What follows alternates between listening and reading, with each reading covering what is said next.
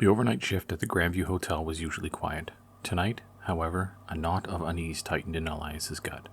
3 guests had checked into room 408 in as many days, and each had fled before sunrise, their faces etched with a terror that chilled him to the bone.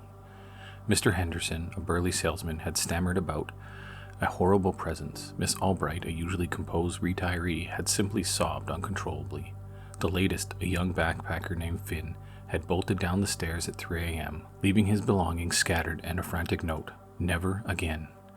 Elias, a pragmatic man who'd seen his share of odd hotel incidents, found himself increasingly curious. His supervisor, a jaded woman named Brenda, had just shrugged it off as overly sensitive guests, probably just a draft in their overactive imaginations. Elias just marked it as out of order for now. But Elias couldn't shake the feeling that something was genuinely wrong. Armed with a master key and a healthy dose of trepidation, he made his way to the 4th floor. The hallway leading to room 408 felt colder, the carpet thicker under his worn sneakers.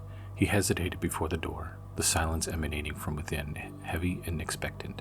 Taking a deep breath, he slid the keycard. The click echoed unnervingly in the stillness. He pushed the door open slowly. The room was ordinary enough. 2 queen beds, a worn armchair, a television mounted on the wall. The air was still, almost stagnant, but he couldn't detect any unusual smells or drafts. "Hello?" he called out, his voice a low rumble in the quiet space. Only silence answered. He stepped further into the room, his eyes scanning every corner. Nothing seemed out of place. He checked the bathroom, clean towels, unopened toiletries. He even peered under the beds, finding only dust bunnies, just as Brenda had suggested. Maybe it was just their imaginations. He was about to turn and leave when he saw it. Standing in the corner near the window was a figure. It was translucent, shimmering faintly in the dim light filtering through the curtains. Elias froze, his heart hammering against his ribs. It was a woman, her features blurry but her posture unmistakable, slumped, defeated, with a dark stain blooming on the front of her pale dress. But it wasn't just any woman. It was Sarah Jenkins, a former housekeeper at the Grandview. Elias remembered her vividly, her quiet smile, the way she always left a small, hand-picked wildflower on the desk. Sarah, who had tragically died in a hit-and-run just 6 months ago. As Elias stared, the spectral figure shifted. The slumped posture straightened, the blurry features sharpened, morphing.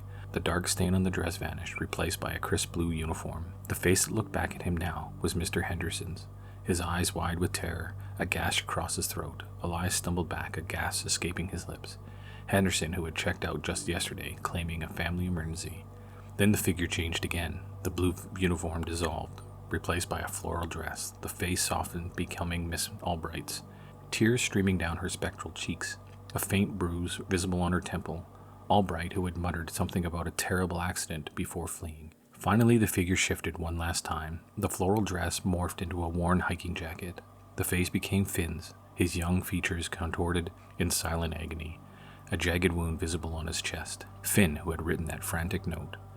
Elias understood then the ghost in room 408 wasn't just a random spirit. It was a mirror, a horrifying reflection of the last person each guest had killed. Mr. Henderson perhaps in a fit of road rage, Miss Albright maybe in a moment of domestic violence, Finn possibly in a tragic accident on his travels. And now the shimmering figure was turning towards him. Its features were still indistinct, but Elias felt a cold dread wash over him. What would his ghost look like? Who was the last person he didn't get to finish the thought. The spectral figure took a step towards him. A wave of icy despair washed over Elias. He stumbled backward, his hands fumbling for the doorknob. He had to get out. He had to run.